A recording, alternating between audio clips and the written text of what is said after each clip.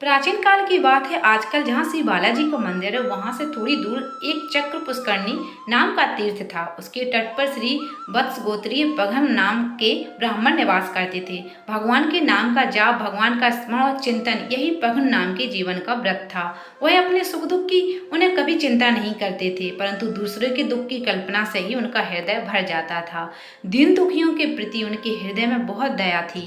सभी इंद्रियां उनके वश में थी। कभी वे सूखे पत्ते खा लेते तो कभी पानी पर ही निर्भर कर लेते और कभी कभी तो भगवान के ध्यान में इतने तन्मय हो जाते कि उन्हें ना तो शरीर की सुध रहती और ना ही भूख प्यास की।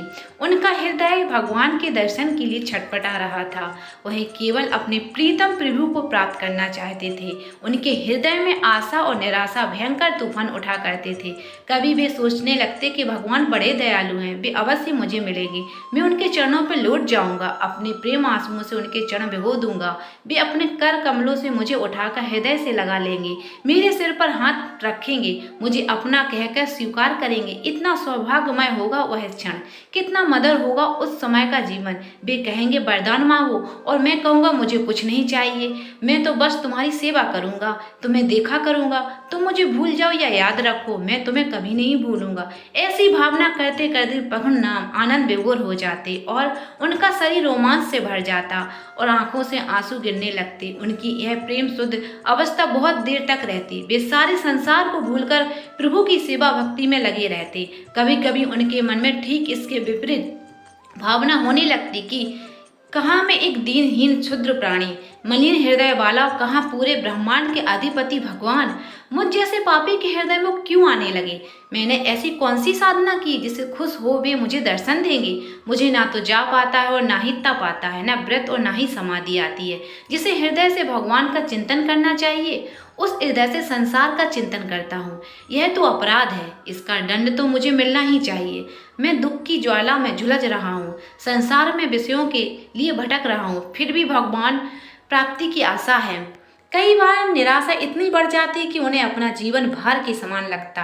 कभी कभी तो वह मूर्छित तक हो जाते थे और बेहोशी में ही पुकारने लगते, हे प्रभु, हे स्वामी, क्या तुम मुझे अपने दर्शन नहीं दोगे। इस प्रकार रोते रोते बिलखते बिलखते मर जाना ही क्या मेरे भाग में लिखा है।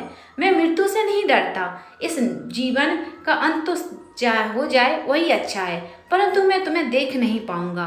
न जाने कितने जन्मों के बाद तुम्हारे दर्शन हो सकेंगे। मेरी यह करुण पुकार क्या तुम्हारे विश्वव्यापी कानों तक नहीं पहुंचती। अपना लो प्रभु। इस प्रकार प्रार्थना करते करते वे चेतना शून्य हो जाते। एक दिन उनकी यह तपस्या पराकाष्ठा तक पहुंच गई। उन्होंने सच्चे हृदय से संपूर्ण शक्ति से भगवान से प्रार्थना की कि हे प्रभु, अब मुझे अधिक मत तरसाओ।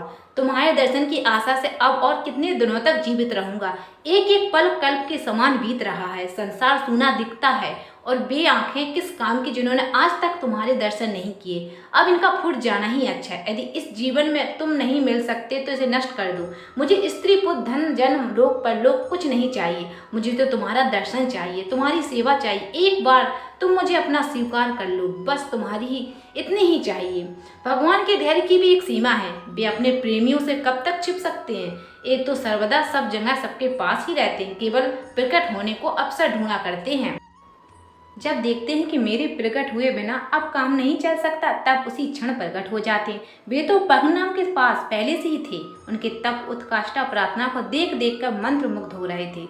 जब उनकी अवधि पूरी हो गई तब वे पघम नाम ब्राह्मण के सम्मुख प्रकट हो गए। सारा स्थान भगवान की दिव्य अंग ज्योति से जगमगा उठा। पघम नाम की पलकें उस प्रकाश को रोक नहीं सकी। सहस्त्र सूर्यों के समान दिव्य प्रकाश और उसके भीतर शंख चक्र गदा पगधारी चतुर्भुज भगवान खड़े थे। भगवान को देखकर हृदय शीतल हो गया। पघम नाम का संपूर्ण हृदय उन्मुक्त होकर भगवान की कृपा पूर्ण नेत्रों से बहती हुई प्रेम धारा में डूबने लगा। ऐसा लग रहा था मानो जन्म जन्म की अभिलाषा पूरी हो गई। भगवान खड़े खड़े केवल मुस्कुरा रहे थे। कुछ क्षणों तक निस्तंभ रहकर पघम नाम ने स्तुति की कि प्रभु, आप ही मेरे अखिल जगत के स्वामी हैं। संपूर्ण ऐश्वर्य माधुर्य आपके ही आश्रित है। आप पतित पावन हैं। आपके चरण स्मरण मात्र से ही पापों का नाश हो जाता है। आप घट घट में व्यापक हैं। इस जगत के बाहर और भीतर केवल आप ही हैं। ब्रह्मा आदि देवता भी आपका रहस्य नहीं जानते, केवल आपके चरणों में भक्ति भाव से नम्र होकर प्रणाम करते हैं। आप क्षीर सागर में शयन करते रहते हैं, फिर भी अपने भक्तों की विपत्ति का नाश करने के लिए सर्वदा चक्रधारी रूप में विद्यमान रहते हैं। भक्त आपके हैं और आप भक्तों के। जिसने आपके चरण कमलों में अपना सिर झुकाया उसको आपने समस्त विपत्तियों से बचाकर परमानंद अपना धाम दिया। आपके चरणों में समर्पित हूँ, नतमस्तक हूँ। इतना कहकर पगनान मौन हो गए। अब भगवान की बारी आई। वे जानते थे कि पगनान निष्काम भक्त है, इसके मन में ना संसार के भोगों की बात है और न मुक्ति की इच्छा, इसलिए उन्होंने पगनान से वर मांगने को नहीं कहा। उनके मन की स्थिति जानकर भगवान ने कहा, हे महाभाग ब्राह्मण देव, मैं जानता हूँ कि तुम्हारे हृदय में केवल मेरी सेवा की इच्छा है, इसलिए तुम्हारी इच्छा पूर्ण हो। कल्प पर्यंत मेरी सेवा करते हुए यही निवास करो, अंत में तो तुम मेरे पास आना ही पड़ेगा। इतना कहकर भगवान अंतर ध्यान हो गए और पगनान भगवान की शारीरिक और मानसिक सेवा करते हुए अपना सर्वश्रेष्ठ आनंदमय जीवन व्यतीत करने लगा। इसी प्रकार भगवान की सेवा पूजा करते हुए पद्मनाभ को अनेकों वर्ष बीत गए। भी एक दिन भगवान का स्मरण करते हुए उनकी पूजा कर रहे थे। इसी समय एक भयंकर राक्षस ने उन पर आक्रमण कर दिया। उन्हें अपने शरीर का मोह नहीं था, राक्षस खा जाएगा, इस कल्पना से उनके मन में यह प्रश्न अवश्य उठा कि तब क्या भगवान ने मुझे अपनी सेवा पूजा का जो अवसर दिया वह आज ही इस क्षण समाप्त हो जाएगा। भगवान ने मुझे जो एक कल्प तक पूजा करने का वरदान दिया, यह क्या झूठा हो जाएगा? यह तो बड़े दुख की बात है। यह सोचकर उन्होंने भगवान से प्रार्थना की।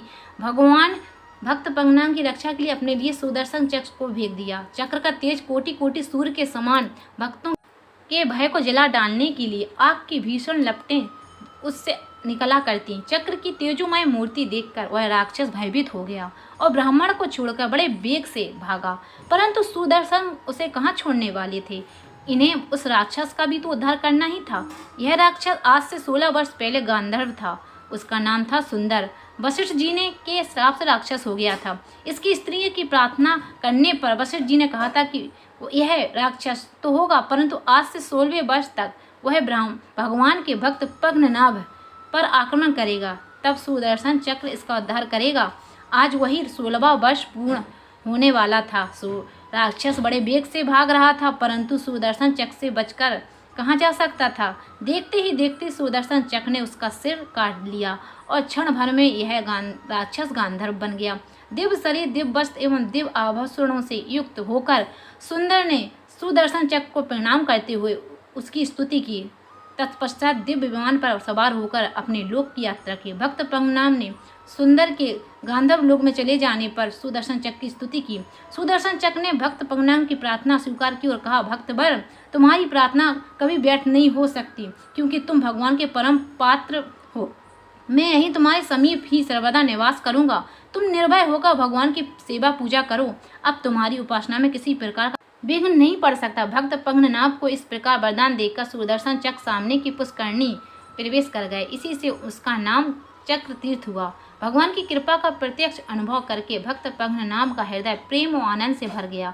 वह अब और भी तन्मयता तथा तत्परता से भगवान की सेवा करते हुए अपना जीवन व्यतीत करने लगे। ऐसे प्रेमी भक्तों का जीवन ही धन है, क्योंकि वे पल पल पर और पग पग पर भगवान की अनंत कृपा का अनुभव करके मस्त रहा करते हैं।